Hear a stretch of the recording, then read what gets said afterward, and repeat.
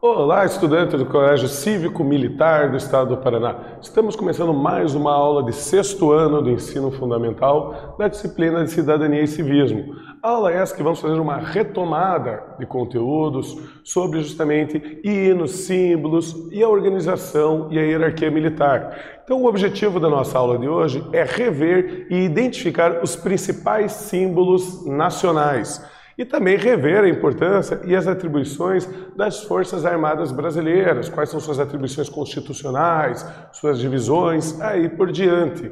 Então, nós temos aqui um exemplar da Constituição Brasileira. A Constituição é o documento mais importante de qualquer democracia, pois é ela que estabelece como se organiza o governo, quantos anos um político pode ficar num cargo ou em outro, e ela também estabelece aí quais são os símbolos que identificam a nação brasileira como nação. Então, tudo isso aqui é regido por lei. Justamente eu pergunto, então, a Constituição é a Carta Magna da Nação. O que ela diz sobre os símbolos nacionais? A resposta está no artigo 13 da Constituição Federal, que apresenta os símbolos nacionais.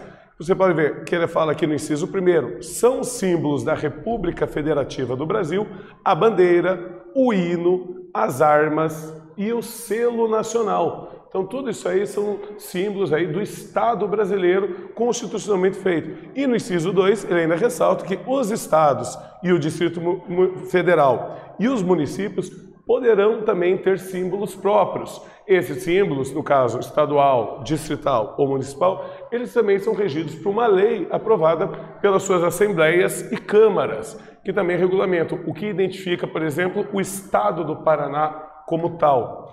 Então, você lembra quais são as funções sociais dos símbolos nacionais?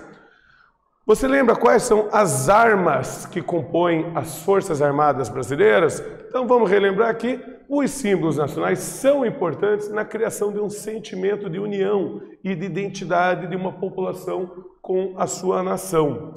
E também as Forças Armadas são constituídas pelo Exército, pela Marinha do Brasil e pela Força Aérea Brasileira. São as três armas aí que constituem, então, as Forças Armadas.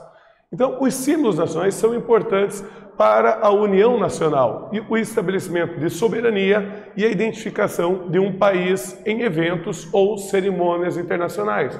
Se você já assistiu, por exemplo, uma Copa do Mundo ou as Olimpíadas, você já deve estar acostumado que sempre quando você tem os medalhistas, os vencedores, você tem o hasteamento da bandeira desse país, junto aí com é reproduzido o hino nacional desse país, demonstrando aí a sua vitória, ou seu segundo lugar, terceiro lugar. Então isso aí ele é usado em eventos internacionais.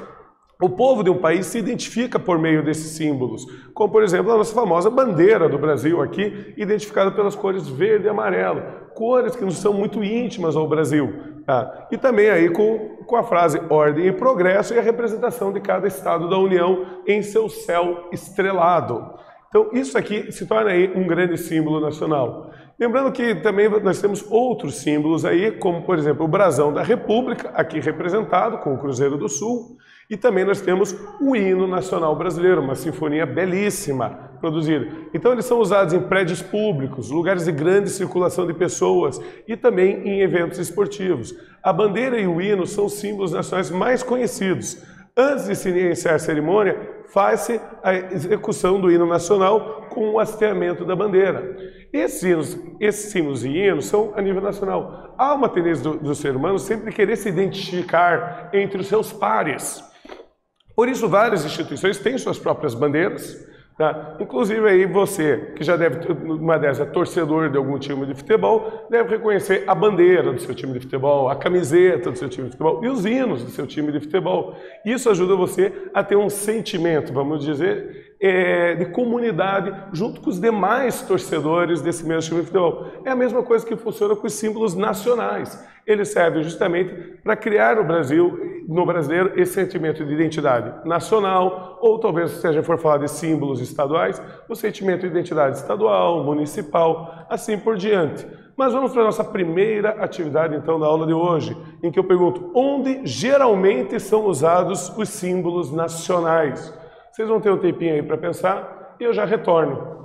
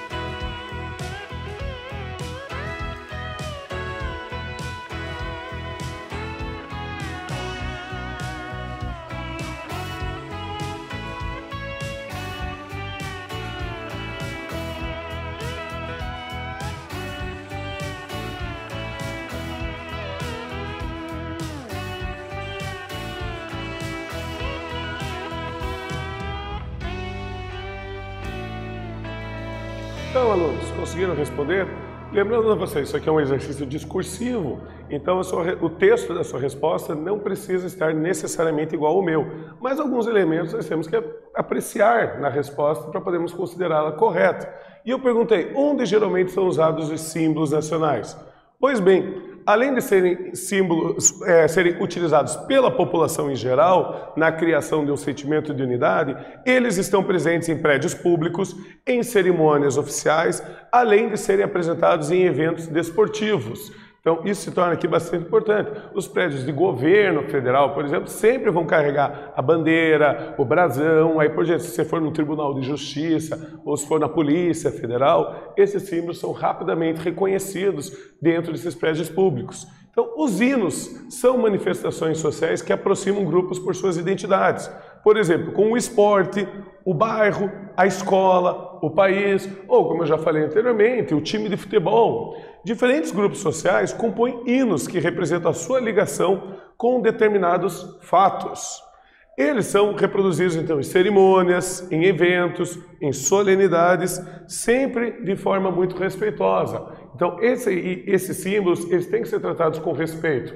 Quando você tem um grande evento internacional em que é reproduzido o hino de cada país, por exemplo, deve-se respeitar o hino do próximo também. Então, você está num evento ali, vamos dizer, uma Olimpíada, e você tem os 3 primeiros finalistas, vai se tocar o hino de cada um dos 3 países e todos devem agir em respeito comum com os símbolos que identificam cada um desses países. Bom, agora vamos falar das Forças Armadas. E o que são as Forças Armadas brasileiras? Novamente, a gente retoma a Constituição do Brasil, artigo 42, que estabelece isso, que ela coloca, abre aspas, as Forças Armadas, constituídas pela Marinha, pelo Exército e pela Aeronáutica, são instituições nacionais, permanentes e regulares, organizadas com base na hierarquia e na disciplina, sob a autoridade suprema do Presidente da República, e destina-se à defesa da pátria, à garantia dos poderes constitucionais e, por iniciativa de qualquer desses, da lei e da ordem. É isso que está estabelecido na nossa Constituição.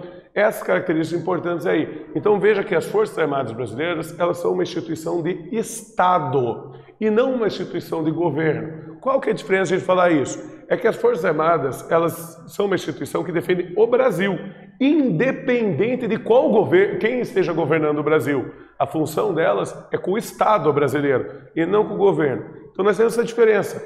Estado, ele é permanente. Agora, governos vêm e vão, eles mudam, é só ter uma eleição, eles mudam.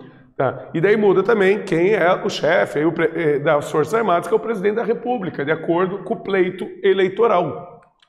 O que nos leva aqui a mais uma atividade. Segundo a Constituição brasileira, o que caracteriza as Forças Armadas brasileiras? Vocês vão ter um tempinho aí para pensar e eu já retorno.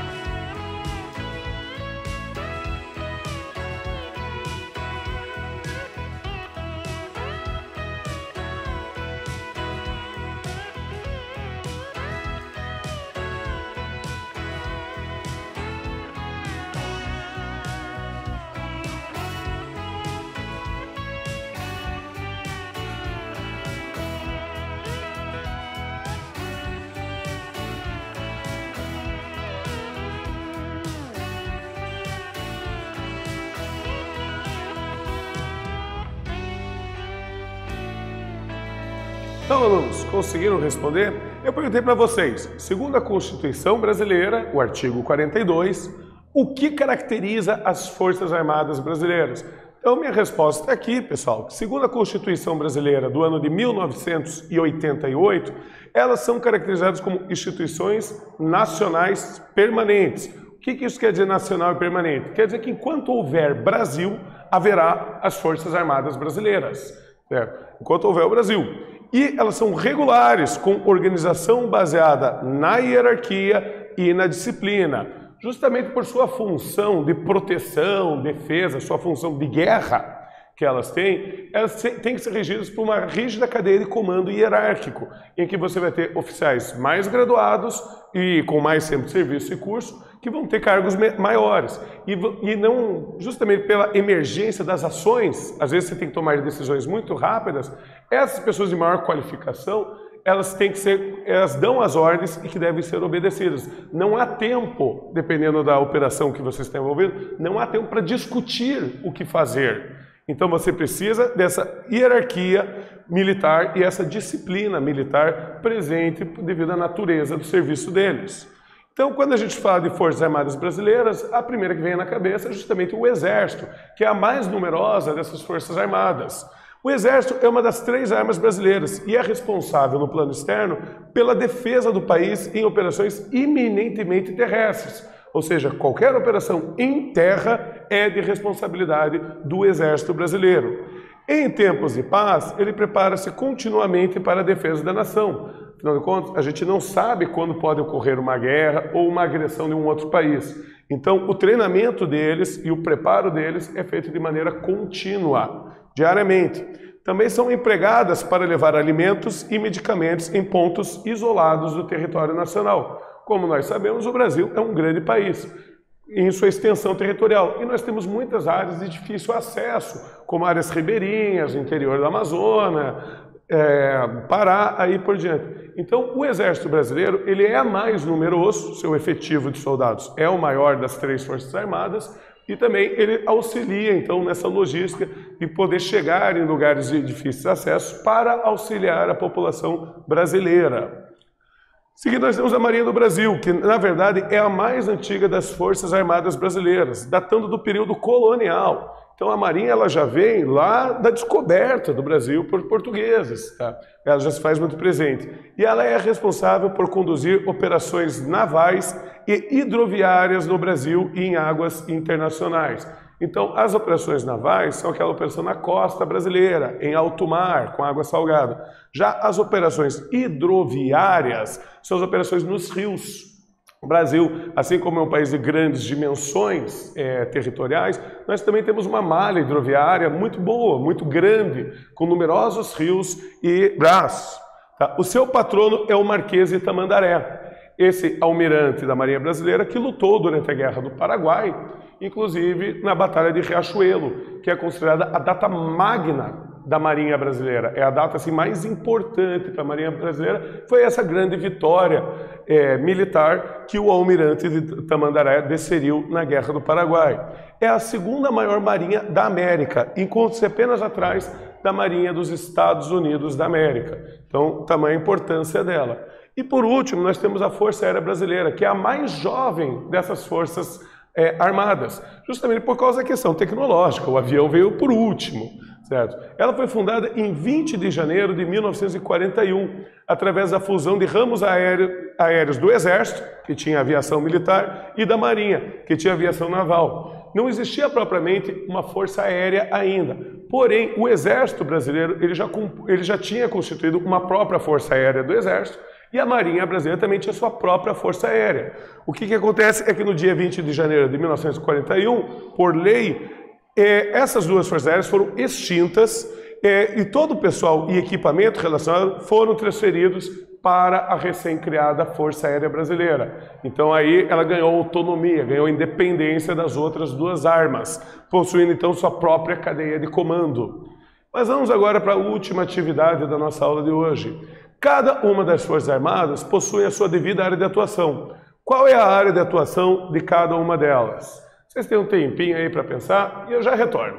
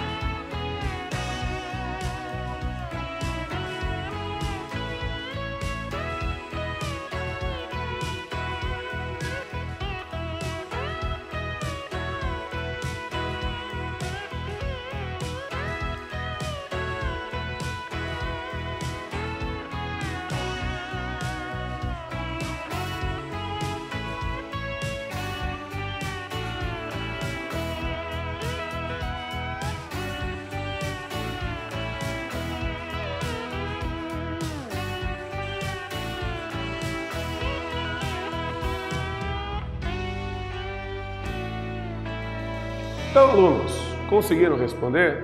Eu perguntei para vocês, cada uma das Forças Armadas possui a sua devida área de atuação. Qual é a área de atuação de cada uma dessas três armas? Então aqui minha sugestão de resposta para vocês. O Exército, ele é responsável pelas atividades em solo, isso é, pelas atividades em terra ao longo de todo o território brasileiro. Já a Marinha do Brasil é responsável pelas operações navais e as operações fluviais, isso é, as operações em alto mar e as operações em rios. Já a Força Aérea Brasileira fica responsável pela defesa aérea e espacial do país. Então, cada uma delas tem o seu devido campo de atuação e sua devida ordem de comando e autonomia militar. Então, o que a gente acabou vendo aí na aula de hoje? Bom, nós conseguimos observar os principais símbolos nacionais e a sua importância na construção de um sentimento de unidade nacional, um sentimento de identificação do brasileiro com o seu país. E também conseguimos ver as atribuições constitucionais das Forças Armadas brasileiras, tanto do Exército quanto da Marinha e da Aeronáutica. Então agradeço a todos vocês por mais essa aula e até a próxima!